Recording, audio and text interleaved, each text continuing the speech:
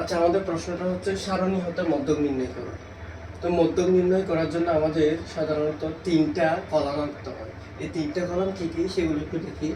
প্রথম কথা হচ্ছে যে এখানে প্রথমে শ্রেণীব্যাপ্তি থাকবে। এই যে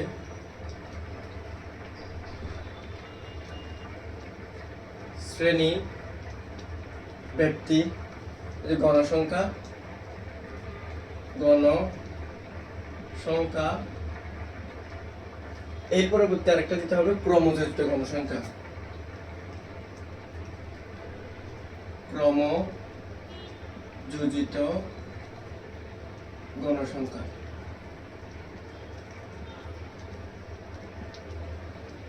তাহলে এই যে এটা একটা প্রশ্ন, 50 জন শিক্ষার্থীর গণসংখ্যা নিবেশন সারণী দেওয়া হলো। শ্রেণীব্যাপ্তি হচ্ছে 41 থেকে 50, ওখানে গণসংখ্যা হচ্ছে যে 3। 51 থেকে 60, ওখানে গণসংখ্যা হচ্ছে যে 10। 61 থেকে 70, এখানে গণসংখ্যা হচ্ছে যে 24। 71 থেকে 80, এখানে গণসংখ্যা হচ্ছে যে 8। 81 থেকে 90, এখানে গণসংখ্যা হচ্ছে যে 5। আমাকে বলছে কি সারণী হতে মধ্যক নির্ণয় করো। মধ্যক নির্ণয় করার জন্য এভাবে তিনটা কলাম করতে হবে প্রথমে।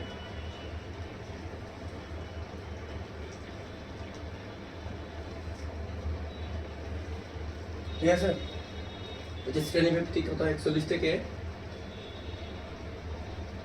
50,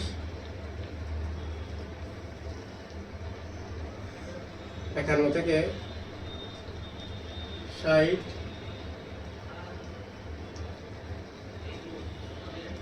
আর কত 61 থেকে 70, 71 থেকে 80, 81 থেকে 90, হচ্ছে 10, এটা 24, এটা 8, এটা হচ্ছে 5।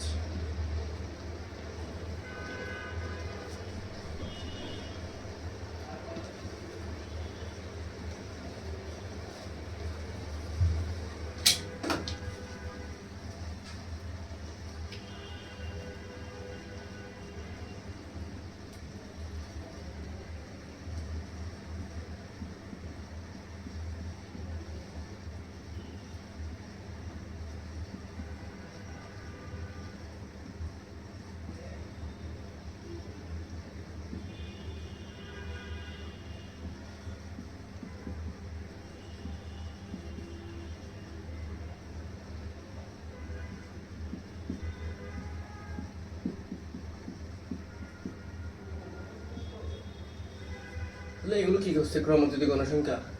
ক্রমযোজিত গণসংখ্যা করলাম, এই যে 3টা লিখলাম, এই 3-এর সাথে এর আগে যেটা আছে এটা যোগ করব, কত 13। আর যেটা পাইলাম এটার সাথে এটা যোগ করব, 37। আর 37-এর সাথে এর আগেরটা যোগ করব, 45।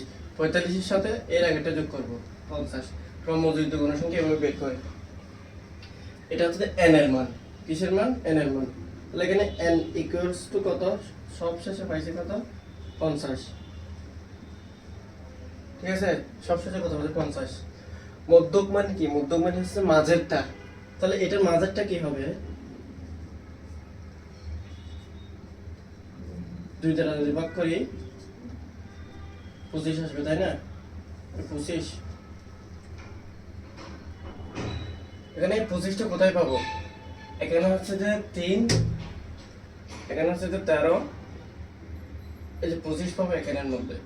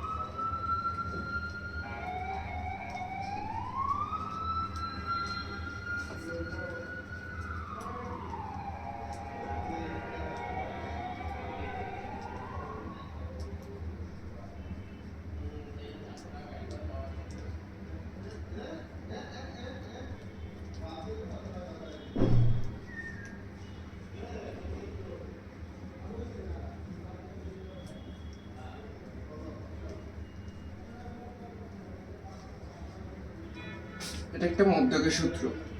যেখানে এই এল এর মান হচ্ছে মধ্যক শ্রেণীর নিম্ন সীমা। এখানে মধ্যক শ্রেণী হচ্ছে যে এটা নিম্ন সীমা, এটা হচ্ছে উচ্চ সীমা, এটা হচ্ছে যে সরি এটা হচ্ছে নিম্ন সীমা, এটা হচ্ছে উচ্চ সীমা। এটা কি নিম্ন সীমা।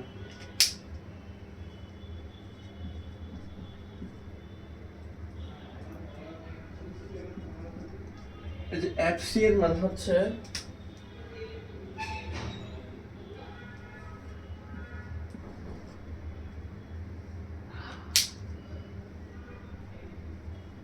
এফসি কি, এফসি এর মান হচ্ছে যেটা মধ্যক শ্রেণীর পূর্বে যোজিত সংখ্যা।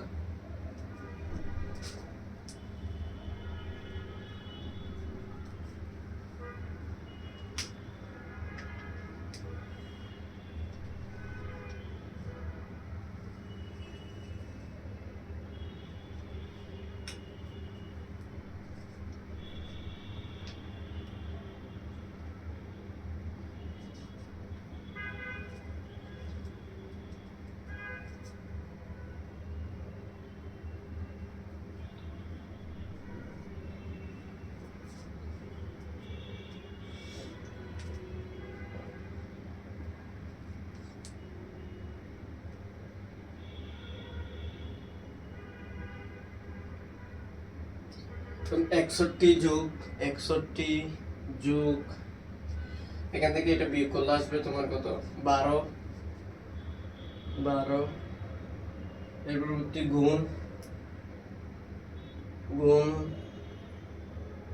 24 ভাগ 10, তাহলে 2.4 ইন্টু 12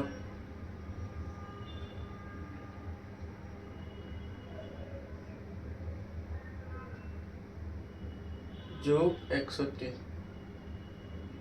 2.4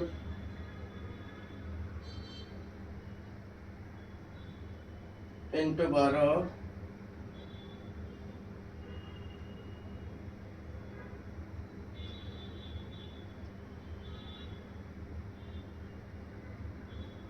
এখানে এই ক্যালকুলেশনটা করে যেটা পাবে সেটাই হচ্ছে আনসার। এই ক্যালকুলেটর বসালে উত্তর এসে যাবে।